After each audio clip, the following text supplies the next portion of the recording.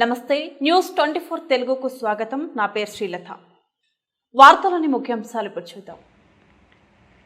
నిజామాబాద్ జిల్లా నందిపేట్ మండలం సిహెచ్ కొండూరు గ్రామం ఎల్లమ్మకుంటలో 234, 238 సర్వే నెంబర్లలో గతంలో కాంగ్రెస్ పాలనలో ఎస్సీ ఎస్టీ నిరుపేదలకు పట్టా కేటాయించడం జరిగిందని, అదేవిధంగా డెవలప్మెంట్ మరియు బోర్లు వేసి ఎస్సీ ఎస్టీలకు స్పీకర్ సురేష్ రెడ్డి చేతుల మీదుగా పాసుబుక్కులను పంపిణీ చేశారని కొందరు ప్రజాప్రతినిధులు ఎస్టీ ఎస్సీలు అంటూ చిన్నచూపు చూస్తూ గతంలో కేటాయించిన భూములను వారిపై దొంగ పట్టాలు చేసుకున్నారని గ్రామ దళితులు ఆరోపించారు.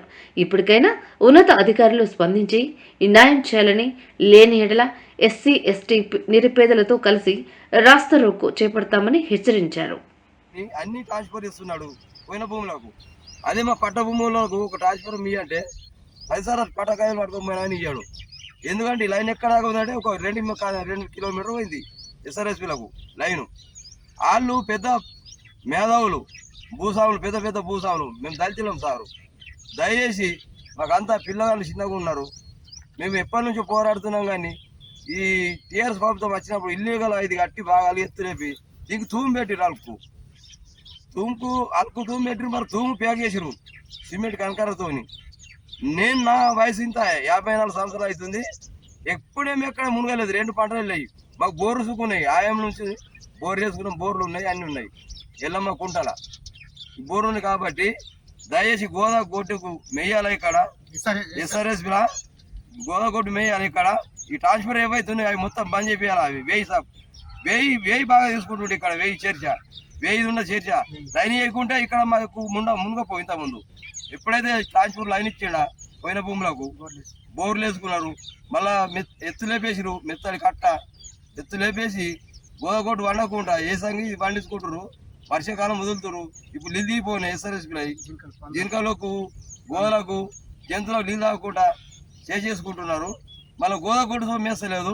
కొందరు గొర్రెలు అమ్ముకొని బీద వల్ల ఈ దేశాలు తిరుగుతారు సార్.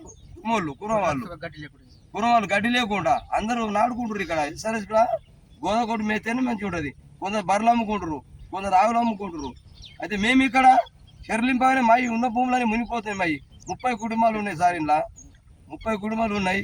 కనీసం దాదాపు ఎంత లేనని 30 ఎకరాలు ఉంటాయి. మంచి ఒక ఎకరం అని మాకు బాగా అన్యాయం చేస్తారు.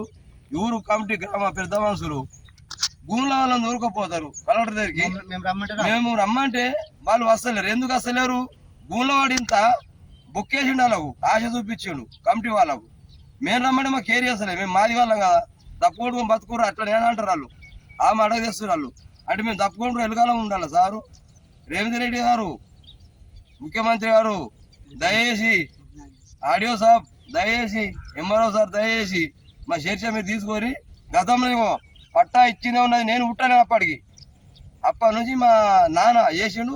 నా వయసు 54 సంవత్సరాలు నడుస్తుంది. అంటే అప్పటి నుంచి మాకు పట్టాలే ఉన్నాయి.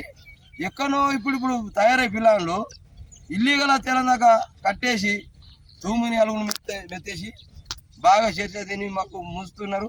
న్యాయం చేయండి దయచేసి.